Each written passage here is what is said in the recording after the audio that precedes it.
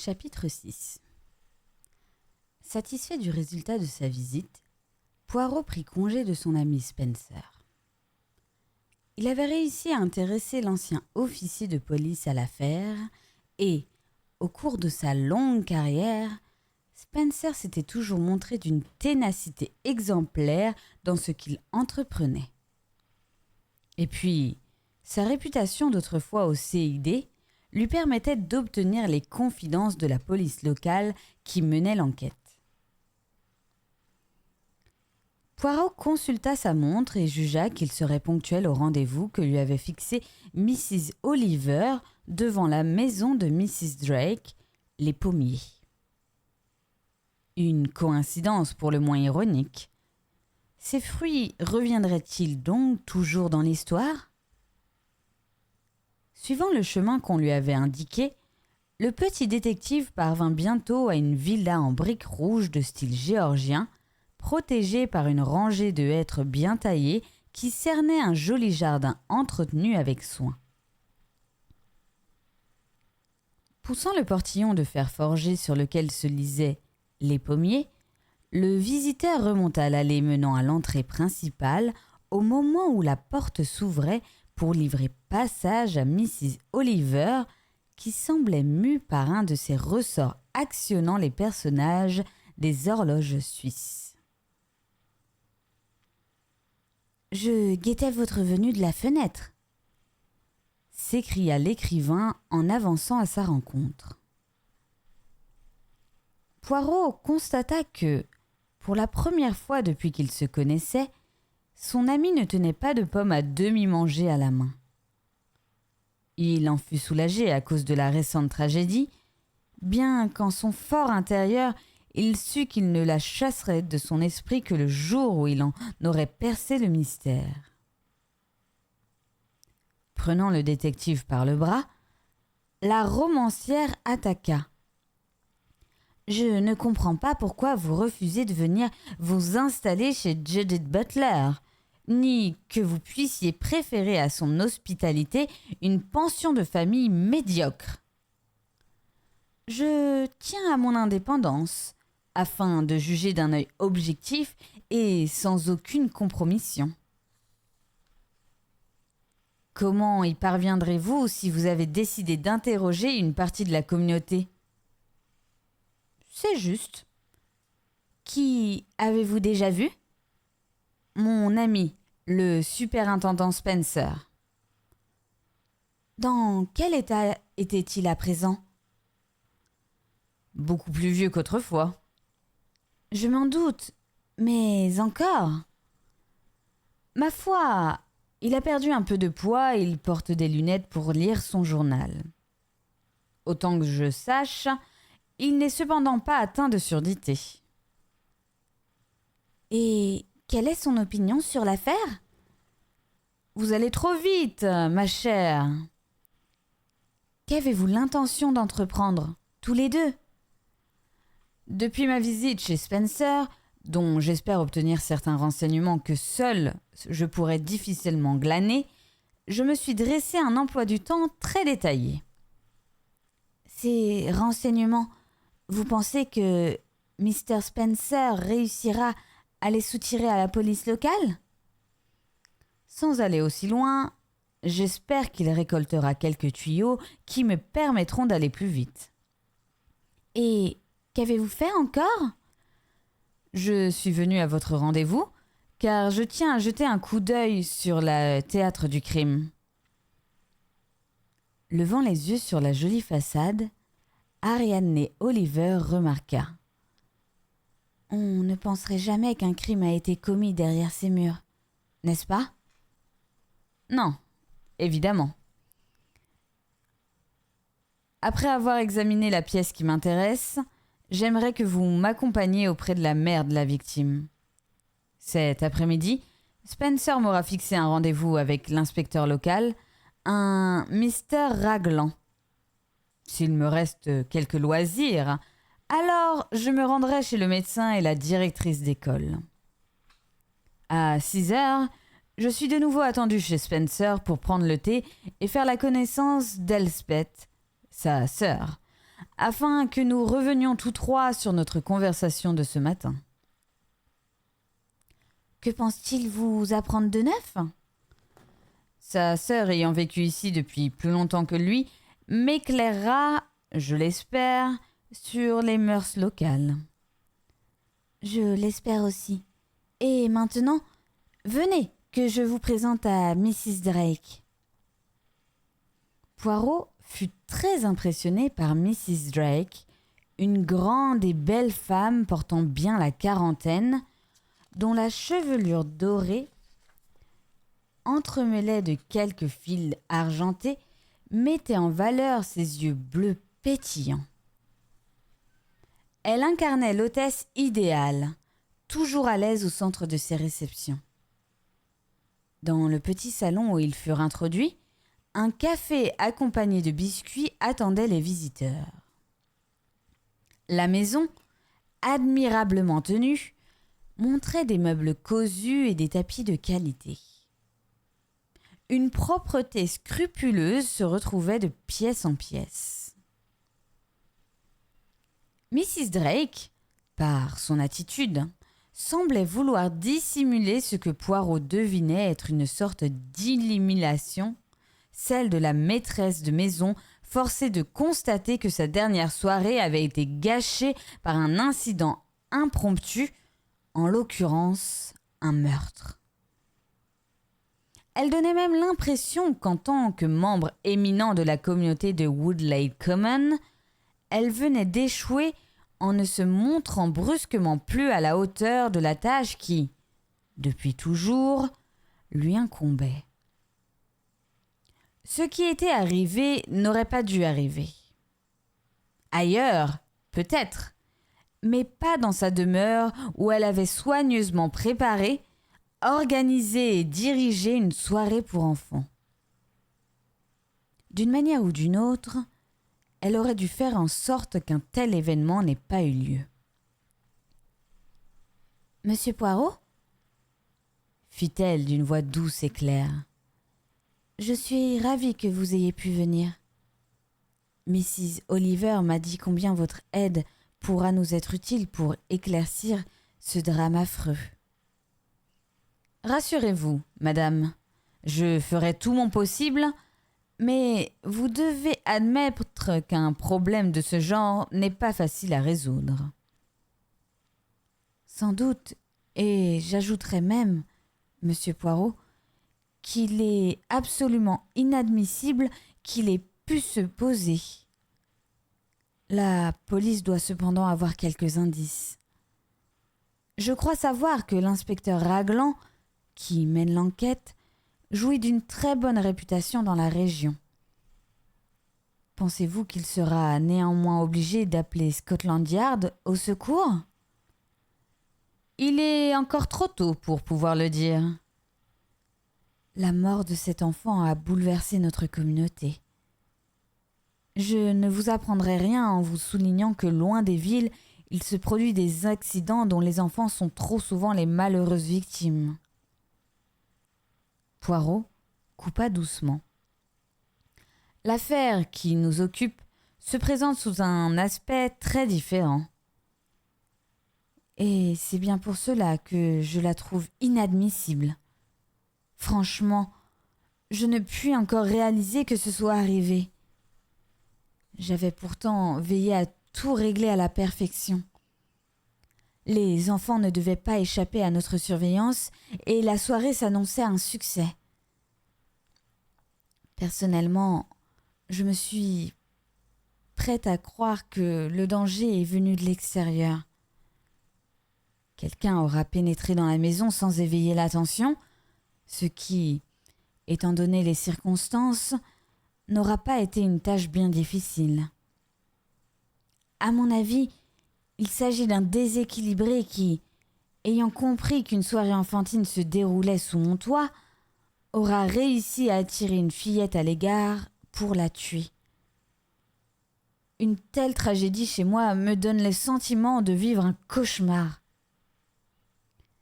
Peut-être pourriez-vous m'indiquer où... Bien sûr. Prendrez-vous une autre tasse de café ? Non, je vous remercie.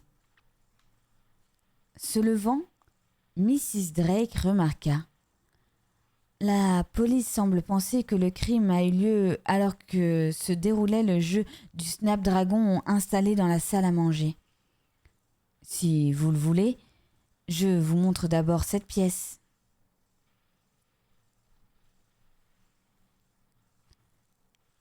Elle précéda les deux amis dans le hall, ouvrit une porte et, à la manière d'un guide promenant ses visiteurs dans un décor princier, elle indiqua d'un geste la longue table pouvant servir à une dizaine de convives et les lourds rideaux ornant les croisées. La pièce était plongée dans l'obscurité, illuminée seulement par un plateau où flambait une cascade de raisins arrosés de cognac. Maintenant, je vais vous conduire à la bibliothèque. Refermant la porte, elle traversa le hall et poussa un battant ouvrant sur une salle de grandeur moyenne, au décor sobre où quelques vieilles peintures de chasse alternaient avec de longues étagères couvertes de livres. Le seau se trouvait au centre, à la place de la table et posé sur une nappe de plastique. Je présume qu'il y a eu beaucoup d'eau répandue, hasarda Poirot. Intriguée, Mrs. Drake affirma. Sur la nappe? Oui, bien sûr. Le petit détective précisa, comme se parlant à lui-même, sans doute, puisque la tête de la victime a été plongée dans le seau plein. Durant le jeu, les joueurs avaient déjà renversé tellement d'eau qu'il a fallu remplir le seau au moins 2 fois. Le criminel aura donc eu ses vêtements éclaboussés. Évidemment. Pourtant, son apparence n'a ni choqué ni intrigué les autres invités. Non. L'inspecteur m'a d'ailleurs posé la même question. À la fin de la soirée, tout le monde était plus ou moins ébouriffé, maculé de farine ou mouillé. Il est donc impossible de s'appuyer sur ce genre de détails. Il nous faut alors orienter nos efforts sur le caractère de la fillette. J'aimerais que vous me confiez l'impression que vous gardez d'elle. Joyce? Mrs. Drake semblait choquée par la question, comme si le souvenir de la petite morte qu'elle essayait de chasser de son esprit devait brusquement lui être rappelé. La victime est très importante, Mrs. Drake, car, voyez-vous, son caractère révèle souvent la cause du crime. Revenons au salon, voulez-vous? Ayant repris leur place dans le petit boudoir, les visiteurs fixèrent leur hôtesse qui enchaîna, assez mal à l'aise. N'obtiendrez-vous pas de meilleurs résultats en vous adressant à la police ou à la mère de la fillette? Ce sera sans doute une rude épreuve pour la pauvre femme. Elle s'interrompit, l'air attristé, et Poirot en profita pour insister. Je ne cherche pas à établir mon opinion d'après les souvenirs d'une mère éplorée, mais plutôt d'après l'impression qu'a produite la fillette sur une personne telle que vous, madame. Votre rôle de paroissienne active vous donne, je n'en doute pas, le pouvoir de juger d'un œil perspicace ceux que vous côtoyez. Il est ici question d'une adolescente de 12 ou 13 ans et, à mes yeux, les jeunes se conduisent tous de façon semblable. Permettez-moi, madame, de ne pas être tout à fait de votre avis. Ils se différencient par leur caractère et leur inclination. Joyce vous était-elle sympathique? La question parut embarrasser Mrs. Drake. Certainement. Enfin, J'aime les enfants, comme tout le monde, d'ailleurs. Là encore, je ne partage pas votre opinion. Il y a des enfants qui déplaisent. C'est ma foi vrai. De nos jours, ils sont pour la plupart très mal élevés, les parents s'en remettant aux professeurs pour leur donner des leçons de conduite et de discipline. Joyce était-elle ou non une gentille petite? Vous oubliez qu'elle est morte. Morte ou vivante, cela ne change rien. Peut-être que si elle avait été une enfant modèle, elle ne se serait pas fait tuer. Je ne vois pas en quoi son caractère aurait pu précipiter sa fin. Qui sait? Savez-vous qu'elle prétendait avoir été témoin d'un meurtre? Oh, ça! Rétorqua Mrs. Drake avec dédain. Je présume, d'après votre ton, que vous ne prêtez aucun crédit à son histoire. Certainement pas. Quelle bêtise! Vous rappelez-vous comment elle a été amenée à en parler? Je crois me souvenir que c'est après que les enfants ont su la présence de Mrs. Oliver parmi nous. Se tournant vers l'écrivain, elle ajouta sans grand enthousiasme. Vous êtes une personnalité très connue, ma chère, même chez les jeunes. Si vous n'aviez pas été là, je doute qu'il se soit lancé sur votre sujet favori. Poirot enchaîna pensivement. Joyce a donc brusquement déclaré qu'elle avait eu l'occasion d'être témoin d'un meurtre. C'est exact, bien que je n'ai pas prêté grande attention à ses paroles. Néanmoins, vous vous souvenez de son allusion à un crime? Parfaitement. Je n'y ai d'ailleurs pas cru. Et sa sœur plusieurs fois l'incita à se taire. Ce qui ne lui plut pas, j'imagine. Elle ne cessa de soutenir que son récit était véridique. Dirons-nous qu'elle s'en glorifiait? Ma foi, oui. Il est possible qu'elle ait été sincère. Mais non, voyons. C'est exactement le genre de conte que Joyce était capable d'inventer. Était-elle menteuse? Pas particulièrement, mais elle était connue pour ses vantardises et son désir de passer pour plus intelligente que ses compagnes. Quelle a été la réaction des autres enfants lorsqu'elle aborda le sujet de ce crime dont elle aurait été témoin? Ils se moquèrent tous d'elle, ce qui la poussa à s'entêter.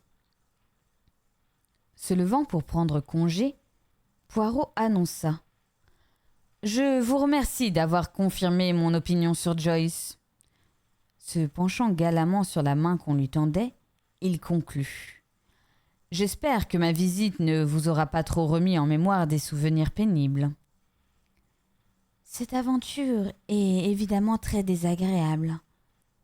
Je souhaitais tant que ma soirée fût un succès comme les précédentes. Il est regrettable que Joyce ait compliqué les choses en parlant d'un crime qu'elle avait pu perpétrer. Et pour exprimer le fond de ma pensée, je suis à peu près convaincue que les déclarations de Joyce avaient pour but d'impressionner un groupe d'adolescents et probablement d'intéresser une romancière célèbre. Ce disant, elle lança à Mrs. Oliver un regard dépourvu de sympathie et l'écrivain ne put s'empêcher de remarquer: « En somme, ce qui s'est produit serait de ma faute ? » « Mais non, ma chère, ce n'est pas ce que je voulais dire. » En s'éloignant de la maison, Poirot soupira plus pour lui-même que pour sa compagne. Ce cadre ne convient pas à un crime aussi atroce, bien qu'il me soit arrivé de songer que quelqu'un pourrait, par moment, nourrir le projet de faire disparaître Mrs. Drake elle-même. Cette femme est exaspérante, je vous l'accorde. Avec ses airs de supériorité et son excessive complaisance envers elle-même. Quelle sorte d'homme est son mari ? Il est mort depuis 1 ou 2 ans. Atteint de poliomyélite, il est resté cloué des années sur un fauteuil roulant. Il était banquier et se passionnait pour les sports. Il a beaucoup souffert de devoir abandonner sa vie active. Je comprends. Pour en revenir à Joyce, estimez-vous vraiment que personne n'a pris au sérieux l'histoire dans laquelle elle prétendait avoir joué le rôle de témoin ? Non, je ne le crois pas. Les autres enfants, par exemple ? C'est à eux que je pensais. Ils ont réagi comme s'ils comprenaient qu'elle leur racontait un mensonge. Et vous ? Quelle a été votre propre réaction ? La même que la leur. Pour sa part, Mrs. Drake aimerait se persuader que le crime n'a jamais eu lieu. C'est normal. La trouvez-vous sympathique ? Vous avez le don de poser les questions les plus embarrassantes qu'il soit. Il semblerait que tout ce qui vous intéresse est de découvrir si les gens sont sympathiques ou pas. À mon avis, Rowena Drake est le genre de femme qui aime à commander, organiser, ordonner et réglementer l'existence de son entourage. C'est elle qui dirige plus ou moins la petite ville, ce à quoi elle s'applique fort bien, je l'avoue. Mais personnellement, je suis contre les femmes autoritaires. Et quelle impression gardez-vous de la mère de Joyce, chez laquelle nous nous rendons ? Une gentille femme quelque peu sotte. Je la plains beaucoup. Tout le monde ici est persuadé que Joyce a été la victime d'un obsédé sexuel, ce qui aggrave la douleur de la pauvre mère. Rien, jusqu'ici, n'indique que le criminel soit un malade. Ne vaudrait-il pas mieux que ce soit Judith Butler qui vous mène chez Mrs. Reynolds ? Elle la connaît bien alors que je ne l'ai rencontrée qu'1 ou 2 fois. Nous agirons suivant le plan qui a été décidé, ma chère. Chapitre 7. Mrs. Reynolds offrait un contraste frappant avec l'autoritaire Rowena Drake. Toute menue dans son habit de deuil, la mère de Joyce serrait nerveusement un mouchoir qu'elle portait parfois à ses yeux rougis et gonflés de larmes. Ayant tendu une main moite à ses visiteurs qu'elle introduisit dans une pièce servant de salle de séjour, elle trouva un peu de courage pour annoncer : « C'est bien aimable à vous d'être venu pour chercher à éclaircir cette tragique affaire, bien que je ne vois pas à quoi cela servira. Rien ne pourra me rendre ma fille. C'est épouvantable. Comment quelqu'un a-t-il pu vouloir la tuer ? Si seulement elle avait crié. La scène repasse sans cesse dans mon esprit et cependant je ne puis supporter d'imaginer la façon dont elle a dû se dérouler. » Poirot dit avec douceur : « Rassurez-vous, madame, nous ne sommes pas ici pour vous tourmenter, mais pour vous prier de nous aider dans nos efforts en vue de démasquer le meurtrier. Vous n'avez aucun soupçon quant à son identité ? » « Comment en aurais-je ? Nous vivons dans une bonne ville où tout le monde se connaît plus ou moins et j'aurais du mal à croire qu'un criminel se cache parmi nous. Celui qui a tué mon enfant n'est pas un être normal. Il devait se droguer ou boire. Peut-être a-t-il agi inconsciemment ? » »« Vous êtes sûr qu'il s'agit d'un homme ? » Mrs. Reynolds eut l'air choquée. « Il est impossible qu'une femme ait commis un crime aussi horrible. » »« Elle n'aurait cependant pas eu besoin d'user de beaucoup de force. » »« J'admets que, de nos jours, les femmes sont plus athlétiques qu'autrefois. Mais quel genre de monstre serait la femme qui irait tuer un enfant de cette manière? Joyce n'avait que 13 ans. Je ne veux pas vous torturer en vous posant des questions que la police a déjà dû vous poser. Je suis ici pour que vous m'aidiez à comprendre une remarque faite par votre fille peu avant le meurtre. Au fait, étiez-vous présente à la soirée donnée par Mrs. Drake? Non. J'ai été malade récemment et je craignais que les cris des enfants et leurs jeux ne me fatiguent trop. J'ai accompagné mes filles et mon fils en voiture. Je devais les reprendre à la fin de la soirée. Il me reste à présent Anne, l'aînée, qui a 16 ans, et Léopold, qui approche de ses 12 ans. Que vouliez-vous me demander au sujet de Joyce? Mrs. Oliver l'a entendu déclarer, devant ses camarades, qu'elle avait eu l'occasion, il y a longtemps, d'assister à un meurtre. Joyce a dit ça? C'est impossible, voyons. Quel crime aurait-elle bien pu découvrir? Je dois reconnaître que ses amis n'ont pas pris sa déclaration au sérieux. Joyce avait-elle fait allusion devant vous à ce meurtre? Certainement pas. Nous devons prendre en considération que pour une fillette, le mot meurtre a peut-être été employé abusivement. Joyce aurait pu être témoin d'un accident de voiture ou d'une bagarre entre gamins au cours de laquelle un des protagonistes aurait culbuté dans la rivière, poussé par son adversaire du moment. En bref, un accident involontaire. Je me souviens d'aucun accident de cette sorte survenu dans notre petite ville. De plus, si Joyce en avait surpris un, elle n'aurait pas manqué de m'en parler. Elle devait plaisanter. Mrs. Oliver intervint. Pourtant, elle s'exprimait sur un ton très persuasif. Plus on se moquait d'elle, plus elle s'entêtait. Poirot tint à préciser d'un ton net. À mon sens, il y a toutes les chances pour que Joyce ait mal interprété un accident auquel elle aura assisté il y a longtemps. Dans ce cas, je vous le répète, j'aurais été la première avertie. Peut-être qu'elle vous a fait une réflexion à l'époque et que vous l'avez oubliée. Mais enfin, quand cet accident aurait-il eu lieu? Nous n'en savons rien.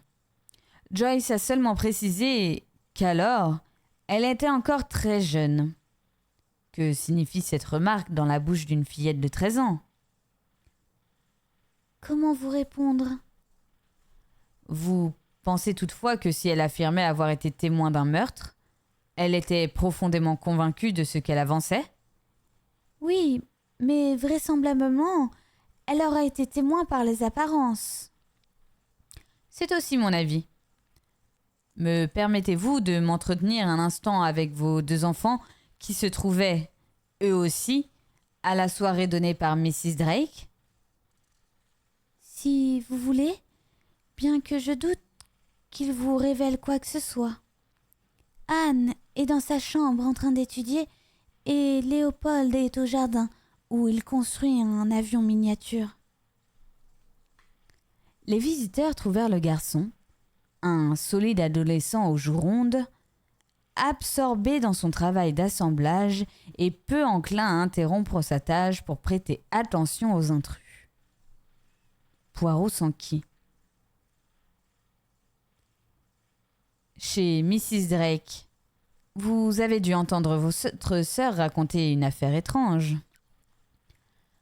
Vous voulez parler du meurtre? Parfaitement. Elle a déclaré avoir vu se perpétrer un meurtre. Est-ce vrai? Bien sûr que non. C'était bien de Joyce d'inventer des histoires pareilles. Pourquoi? Elle aimait à se vanter. Il fixa une minuscule hélice avec application avant de poursuivre. Joyce était une idiote. Elle aurait débité n'importe quoi pour se rendre intéressante. Donc, à votre avis, sa déclaration était purement le fruit de son imagination? Se tournant à demi vers Mrs. Oliver, Léopold précisa. Je parie qu'elle cherchait à vous impressionner. C'est bien vous qui écrivez des romans policiers. Elle voulait sans doute que vous la remarquiez plus que les autres. Poirot pressa. Aimait-elle à se faire valoir? Et comment? Je parie pourtant que personne n'a cru à ces racontards. Avez-vous retenu ses paroles? Non, car je n'y ai attaché aucune importance. Je me souviens que Béatrice s'est moquée d'elle ainsi que Cathy. Comprenant qu'ils n'apprendraient rien de plus du garçon, les deux amis regagnèrent la maison et se rendirent auprès d'Anne, une grande adolescente au visage sérieux qu'ils trouvèrent penchée sur une table encombrée de livres d'études. À la question de Poirot, la jeune fille répondit d'un ton posé. « Je me trouvais, en effet, à la soirée. »« Et vous étiez là quand votre sœur a fait allusion à un meurtre ?»« Oui, bien que je n'y ai prêté aucune attention. »« Vous n'y avez donc pas cru ?»« Évidemment que non. »« Quelle conclusion tirez-vous de la déclaration de votre sœur ?» Joyce passait son temps à mentir. Je me souviens qu'un jour, elle avait monté un conte fantastique concernant les Indes. Notre oncle y avait séjourné quelque temps et Joyce broda sur ce voyage, prétendant devant ses compagnes avoir accompagné son parent. Je dois reconnaître que plusieurs des filles de sa classe l'ont cru. Changeant de ton, Poirot demanda. « À votre avis, qui a tué votre sœur, Anne? Vous connaissez son entourage et ceux qui ne l'aimaient pas. Personne ne serait allé jusqu'à la tuer. Ce doit être un fou. Il ne peut s'agir de quelqu'un que nous côtoyons. » Alors que les visiteurs allaient se retirer, Anne déclara brusquement. « Je ne veux pas calomnier ma sœur morte, mais je vous jure qu'elle était la pire menteuse que j'ai jamais connue. » Ils s'éloignaient de la maison des Reynolds lorsque le Mrs. Oliver s'enquit. « Avez-vous l'impression que nous progressons ?»« Absolument pas. C'est d'ailleurs là une constatation intéressante. » Chapitre 8. Tandis qu'à l'église 6 heures sonnaient, Poirot et ses amis de la Cime des Pins finissaient de manger des saucisses cuites à point tout en buvant un thé assez insipide. Le Belge complimenta cependant son hôtesse, présidant à une extrémité de la table et veillant sur la théière traditionnelle. Elspeth Mackay ne ressemblait pas du tout à Spencer. La carrure massive de l'un devenait anguleuse chez l'autre, et dans le visage en lame de couteau de la sœur, on devinait une aptitude à tout juger rapidement et avec une étonnante précision. Toutefois, les yeux et le menton proéminents étaient semblables chez le frère comme chez la sœur. Poirot, qui les trouvait tous deux doués d'un grand bon sens, s'amusait à comparer leur façon de s'exprimer. Au cours de sa longue carrière, Spencer s'était plié à une discipline extrêmement sévère et avait appris à n'émettre un jugement ou même une simple remarque que lorsqu'il était absolument certain de son fait. Il parlait donc lentement, pesant chaque mot avant de le prononcer. Mrs. Mackay, par contre, débitait ses impressions d'une façon volubile, directe et précise.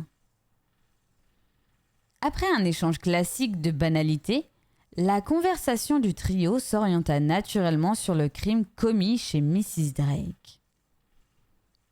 D'un ton posé, Poirot annonça. Pour moi, il est clair que le caractère de la victime joue un grand rôle dans l'affaire. Quel est votre avis, mon cher ?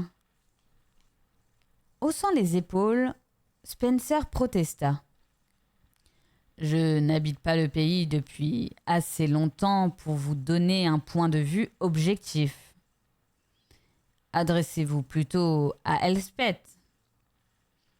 Cette dernière enchaîna aussitôt. Si vous voulez mon avis, je vous dirais que Joyce était une menteuse. Vous n'auriez donc jamais pris au sérieux ce qu'elle racontait ? Certainement pas. Je reconnais qu'elle avait un grand pouvoir de persuasion, mais pour rien au monde je n'aurais ajouté foi à ce qu'elle racontait. Mentait-elle uniquement pour se rendre intéressante ? Je pense que oui. On vous a sans doute parlé de ce qu'elle avait inventé à propos d'un soi-disant voyage aux Indes avec son oncle. Ce qu'elle a pu trouver. Ses compagnes ont été convaincues pour la plupart, car elle décrivait fort bien ses pseudo-chasses au tigre et à l'éléphant. Mais au fur et à mesure qu'elle trouvait de nouveaux auditoires, les animaux se multipliaient et ce que personnellement j'avais d'abord mis sur le compte d'une exagération assez naturelle chez une fillette ne me laissa vite aucun doute quant à la véracité de l'expédition. On peut dire que cet enfant-là n'était jamais à court d'imagination.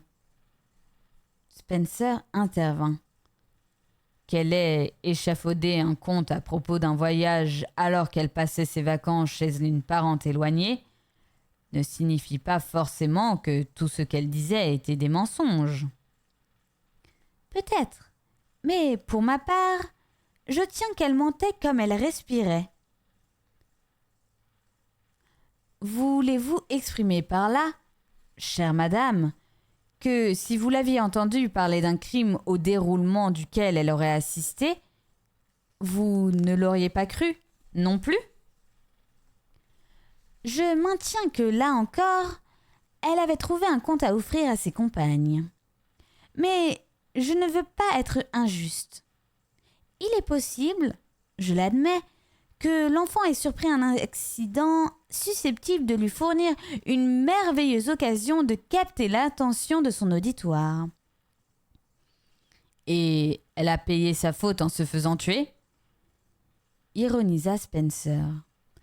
N'oubliez pas que son dernier mensonge lui a coûté la vie, Elspeth. D'accord. Et si la chose est prouvée, j'en aurai des remords. Monsieur Poirot, vous pouvez interroger qui vous voulez. Partout, on vous dira que Joyce mentait sciemment chaque fois que l'occasion s'en présentait. Elle ne perdait pas de vue que son histoire a été racontée à une soirée, alors que, comme les autres, Joyce devait se trouver dans un état de surexcitation très naturel chez des jeunes. Elle aura voulu se donner une importance particulière. Quel crime aurait-elle eu la possibilité de voir perpétré ? Aucun, affirma aussitôt Elspeth. Il doit bien y avoir eu des décès dans cette petite ville au cours des 3 dernières années. Spencer répondit. J'y ai réfléchi et je vous ai préparé une liste. Tirant une feuille de sa poche qu'il tendit à Poirot, il ajouta. Cela vous évitera de perdre du temps à glaner des renseignements çà et là. S'agit-il de victimes d'assassinat ? Rien n'a pu être prouvé. Disons que les circonstances de leur mort demeurent encore un mystère. Poirot parcourut la liste des yeux. Mrs. Llewellyn Smith, Charlotte Benfield, Janet White, Leslie Ferrier, et, relevant la tête, il regarda Elspeth.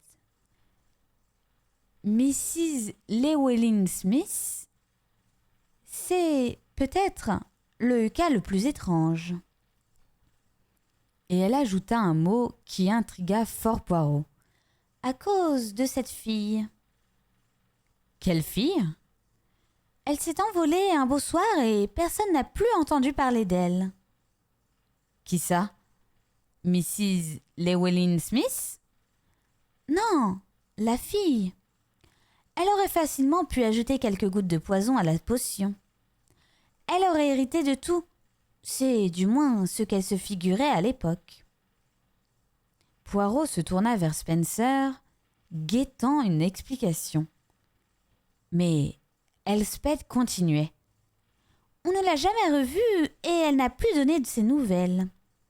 Ces filles qui viennent de l'étranger sont toutes les mêmes. Vous voulez parler d'une fille qui vivait au père chez Mrs. Llewellyn Smith? Parfaitement. Elle vivait avec la vieille dame et 1 semaine ou 2 après la mort de cette dernière, elle a brusquement disparu. À mon avis, elle est partie avec un homme pour aller vivre ailleurs, commenta l'ancien superintendant. Si c'est le cas, personne n'a jamais parlé de leur liaison et vous n'ignorez pas qu'ici tout se sait très vite. Les amoureux ne sont nuls à l'abri des indiscrets. A-t-on jugé que la mort de Mrs. Llewellyn Smith avait quelque chose d'insolite? Non. Elle souffrait depuis quelque temps d'une maladie de cœur et le médecin la visitait régulièrement. Pourtant, mon ami, vous ouvrez votre liste de morts suspectes avec son nom. Mrs. Llewellyn Smith était riche, immensément riche, et bien que la nouvelle de sa mort ne surprit personne, sa soudaineté étonna un peu le docteur Fergusson, persuadé que sa cliente pouvait encore vivre des années. Il est vrai que les médecins ont parfois de ces surprises. De plus, la vieille dame n'était pas du genre à suivre scrupuleusement les conseils de son praticien. Alors qu'elle aurait dû se ménager, elle agissait toujours à sa guise, allant même jusqu'à s'occuper de jardinage, son passe-temps favori. Ce genre de distraction n'est pas indiqué pour les cardiaques. Elspeth enchaîna. Elle était venue s'installer ici à la suite de sa maladie. Avant, elle voyageait beaucoup à l'étranger. Elle a choisi notre coin pour être plus près de son neveu et de sa nièce, Mr. and Mrs. Drake. Elle a commencé par acheter Carey House, une grande bâtisse de style victorien adossée à une carrière abandonnée qu'elle désirait aménager en jardin. Elle a investi des millions pour réaliser son projet, faisant venir tout spécialement un paysagiste de Wisley. J'avoue qu'il a réussi des merveilles. J'irai jeter un coup d'œil sur son œuvre. Qui sait, cela me donnera peut-être des idées. Vous ne regretterez pas le déplacement. Comment Mrs. Llewellyn Smith avait-elle acquis sa fortune? Son mari, un important constructeur de navires, la lui avait léguée par testament. Bien que le médecin ait jugé sa mort un peu soudaine, aucune enquête n'a été ouverte après le décès? Spencer hocha négativement la tête et Poirot reprit. Je me représente ces dames si riches. On lui recommande de se ménager, d'éviter les marches fatigantes, les montées d'escalier, mais parce qu'elle est de tempérament énergique et probablement autoritaire, elle se refuse à écouter les conseils de prudence. À propos, est-ce le même médecin que je dois rencontrer? Le docteur Fergusson? Oui. Un homme approchant de la soixantaine et aimé de tous ses concitoyens. Néanmoins, vous ne semblez pas tout à fait convaincus tous les deux que Mrs. Llewellyn Smith soit morte d'une mort naturelle. Votre impression se base-t-elle sur des faits précis? Il y a la fille au père, commença Elsbeth. Eh bien, pour commencer, elle a falsifié le testament de sa patronne, et si ce n'est pas elle, qui l'a fait à sa place? Quelle est cette histoire de testament falsifié? Des rumeurs ont circulé au moment où le document laissé par la vieille dame dut être validé. Portait-il une date récente? Il s'agissait d'un codicille appelé à remplacer des testaments successivement annulés. Ils se ressemblaient tous plus ou moins d'ailleurs, car toujours Mrs. Llewellyn Smith léguait le gros de sa fortune aux Drake, ses plus proches parents, changeant seulement le nom des œuvres de charité et des serviteurs fidèles bénéficiaires de petits legs. Tandis que, par ce codicille, Elle laissait tout à cette fille au père, lança Elspeth. pour la remercier de son dévouement et de sa gentillesse envers moi. Parlez-moi un peu plus de cette fille au père. Elle venait d'un pays d'Europe centrale. Combien de temps est-elle restée auprès de la vieille dame? Un peu plus d'1 an. Mrs. Llewellyn Smith était-elle très âgée? Non, elle est morte à 65 ou 66 ans. Ce n'est pas vieux du tout, remarqua Poirot, légèrement vexé. En tout cas, cette fois, elle léguait tout à l'étrangère, sauf la maison construite pour le paysagiste qui pouvait en disposer à sa guise, et ce, en plus d'une rente annuelle devant lui permettre de veiller à l'entretien des jardins. Je présume que la famille a prétendu que la défunte ne jouissait plus de toutes ses facultés lorsqu'elle avait rédigé ce codicille, et qu'elle s'était laissée influencer? C'est possible, intervint Spencer. Toujours est-il que les notaires ont presque aussitôt insinué que le codicille était un faux. Il a été démontré que la fille vivant au père aurait pu aisément être l'auteur de ce méfait. Voyez-vous, monsieur Poirot, elle avait pris l'habitude de se charger de la correspondance de sa maîtresse. Cette dernière, bien qu'elle ne pût se servir d'une plume qu'avec difficulté à cause de douleurs rhumatismales, se refusait à faire taper son courrier. En dehors de quelques correspondances officielles, elle priait l'étrangère de mettre son courrier à jour à sa place et d'essayer d'imiter son écriture du mieux possible. Je tiens cette information de Mrs. Maiden, une domestique qui l'aurait entendu le dire alors qu'elle époussetait la pièce où se trouvaient les deux femmes. Déjà, j'en ai déduit qu'un jour l'étrangère a eu l'idée d'écrire un codicille en sa faveur, certaine que personne n'en contesterait l'authenticité. Malgré son habileté, les notaires ont éventé la ruse. S'agissait-il des notaires de Mrs. Llewellyn Smith? Oui, messires Fullerton, Harrison et Leadbeater, une vieille firme de solide réputation qui gérait depuis toujours les affaires de leurs clientes. Afin de confirmer leurs soupçons, ils ont eu recours à des experts et ont demandé à rencontrer la fausse héritière. Mais notre oiseau a pris peur et s'est envolé sans même prendre le temps d'emporter ses bagages. Les hommes de loi auraient, sans doute, poursuivi cette fille en justice et elle n'a pas eu le courage d'affronter un procès. À l'heure qu'il est, elle a probablement regagné son pays et changé de nom. Pensivement, Poirot remarqua. Cependant, la mort de Mrs. Llewellyn Smith n'a éveillé aucun soupçon. Non, puisque le médecin avait décidé que la défunte était morte de mort naturelle. Je sais qu'il arrive parfois aux praticiens de se laisser abuser par les apparences. Imaginez que Joyce ait surpris ou entendu quelque chose. Par exemple, la vieille dame remarquant que, pour une fois, sa potion servie par l'étrangère lui semblait très amère. À vous entendre, Elspeth, on jurerait que vous étiez vous-même témoin d'un tel incident. Ou Et à quel moment de la journée est morte Mrs. Llewellyn Smith? Questionna Poirot. Elle est morte chez elle, tôt dans l'après-midi. Elle venait de s'adonner au jardinage et avait regagné sa chambre en respirant avec peine.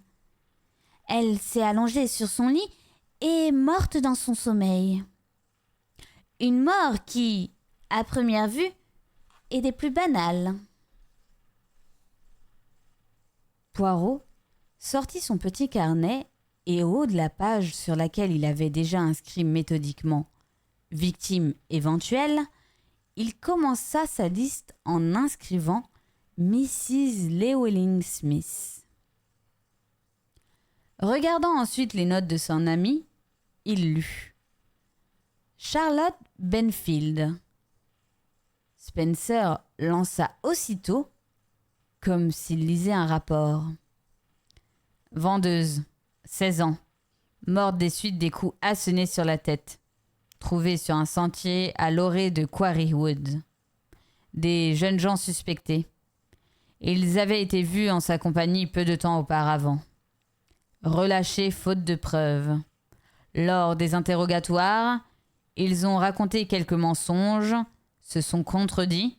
Bref, ils avaient peur. Ni l'un ni l'autre n'ont l'envergure de meurtrier, mais l'un ou l'autre a très bien pu faire le coup. Quel genre, ces garçons? Peter Gordon, 21 ans, sans profession. A trouvé un ou deux emplois qu'il n'a pas gardés, trop paresseux pour persévérer. Un beau gars, d'ailleurs. Fut mis 1 ou 2 fois en liberté surveillée pour de menus larcins. Son casier judiciaire ne porte aucune mention d'acte de violence. Il appartenait à un gang de voyous, mais s'est toujours gardé de s'attirer des ennuis trop sérieux. Et l'autre? Thomas Hudd, 20 ans, affligé d'un bégaiement très prononcé. Caractère timide, névrosé. Nourrissait l'ambition de devenir professeur. Échec. La mère, veuve, s'est toujours montrée d'une faiblesse exagérée envers son fils, le couvant et l'empêchant de sortir avec les jeunes filles de son âge. Il travaille chez un libraire. Aucune action criminelle à son actif, mais du point de vue psychologique, il serait capable de mijoter un mauvais coup. Les 2 compères ont tous 2 fourni des alibis pour le soir du crime. Hudd se trouvait auprès de sa mère qui jugerait n'importe quoi plutôt que de le laisser accuser son fils. Le jeune Gordon était en compagnie de ses copains dont le témoignage vaut moins que rien, mais là encore, impossible de découvrir un indice quelconque. Quand le crime a-t-il eu lieu? Il y a 18 mois. Où? Juste à la sortie de Woodlade Common sur un sentier que coupe une colline. À 3/4 de miles d'ici, précisa Elspeth. À proximité de la maison des Reynolds? Non, à l'autre extrémité du village. Poirot réfléchit avant de remarquer pensivement. Ce pourrait difficilement être le meurtre auquel Joyce faisait allusion. Si elle avait vu défoncer le crâne d'une jeune fille, il ne lui aurait pas fallu plus d'1 an pour réaliser qu'elle avait été témoin d'un crime. Consultant des yeux son agenda, il lut à voix haute. Leslie Ferrier. À nouveau, le superintendant prit la parole.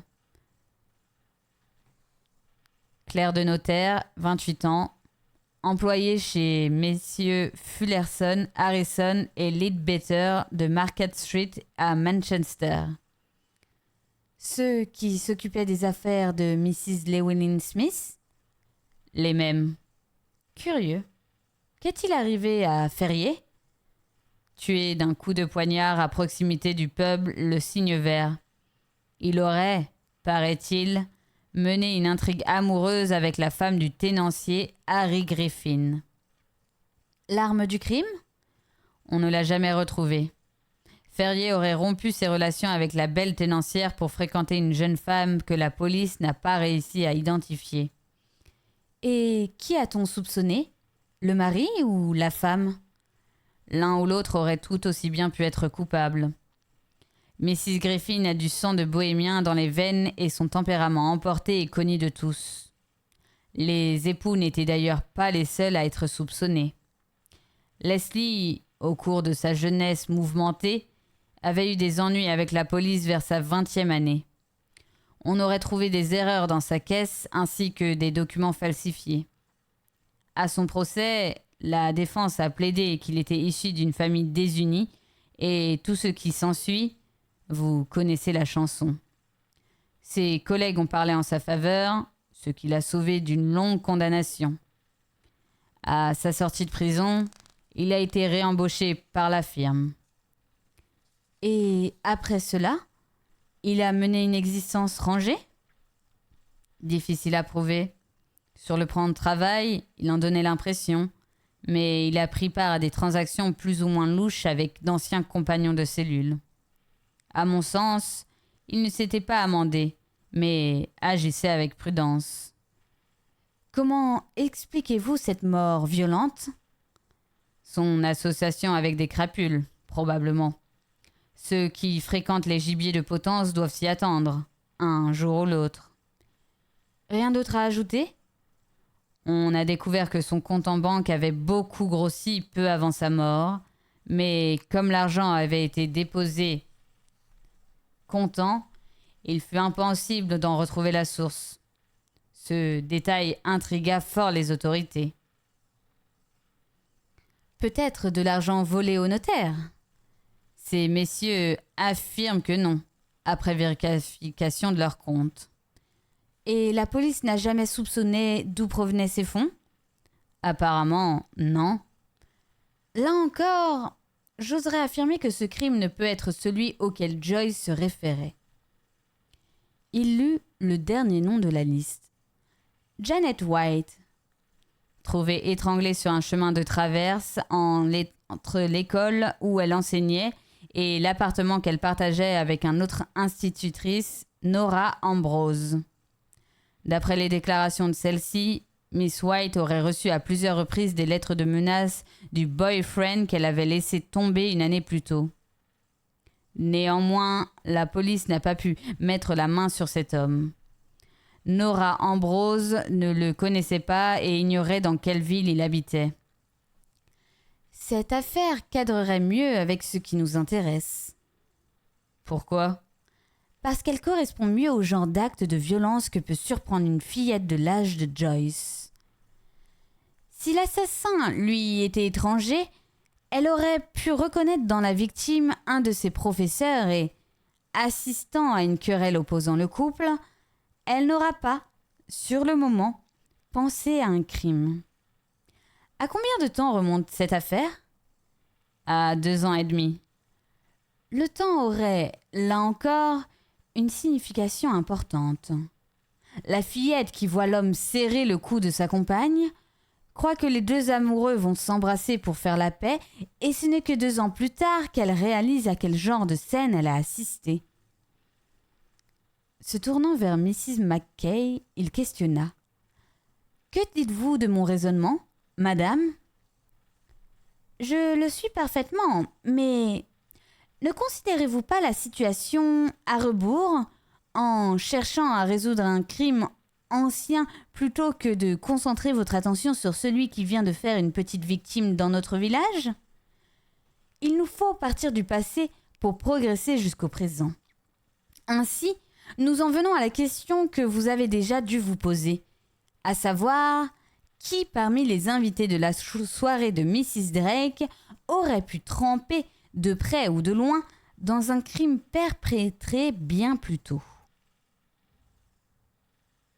Nous pouvons même restreindre un peu le nombre des suspects, coupa Spencer, car Joyce a parlé devant un petit groupe qui était là, dans le courant de l'après-midi, pour préparer la fête. J'imagine que vous avez réussi à obtenir la liste de ces personnes. En effet, je l'ai même revérifié et ma tâche n'a pas été aisée. Voici le résultat de mon enquête. Liste des personnes présentes chez Mrs. Drake durant la préparation de la soirée, donnée à l'occasion de la fête du potiron. Mrs. Drake, propriétaire de la maison, Mrs. Butler, Mrs. Oliver, Miss Whittaker, maîtresse d'école, Révérend Charles Cotterell, vicaire, Simon Lampton, curé, Miss Lee, assistante du docteur Ferguson, Anne Reynolds, Joyce Reynolds, Nicolas Ronson, Desmond Holland, Béatrice Hardley, Cathy Grant, Diana Brent, Mrs. Carlton, femme de ménage, Mrs. Maiden, autre femme de ménage, Mrs. Goodbody, aide bénévole. Vous êtes sûr que les noms y sont tous ?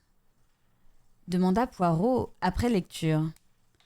Non, je ne suis pas du tout sûr, et il est pratiquement impossible d'être affirmatif.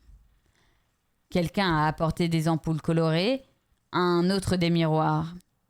On a aussi livré de la vaisselle supplémentaire, un seau. Il se peut donc que celui ou celle qui nous intéresse se soit trouvé présent quelques instants et ait été oublié par les gens interrogés.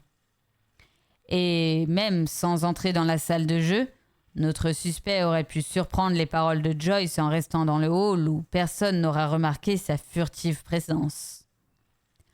Force nous est donc de limiter notre liste aux 17 personnes qui sont restées plus d'1 heure chez Mrs. Drake. Je vous remercie. Encore une question. Lorsque vous leur avez parlé, ont-elles fait allusion à l'étrange déclaration de Joyce ? Non, je ne pense pas. Et la police qui a vérifié de son côté ne l'a pas noté non plus. C'est par vous que j'en ai entendu parler pour la première fois. Intéressant. Cela démontre surtout que personne n'a pris les paroles de Joyce au sérieux. Poirot hocha la tête. Je dois prendre congé pour ne pas manquer mon rendez-vous avec le docteur Ferguson. Je tiens à le voir après l'heure des consultations. Il plia soigneusement la liste que venait de lui remettre son ami et la glissa dans sa poche.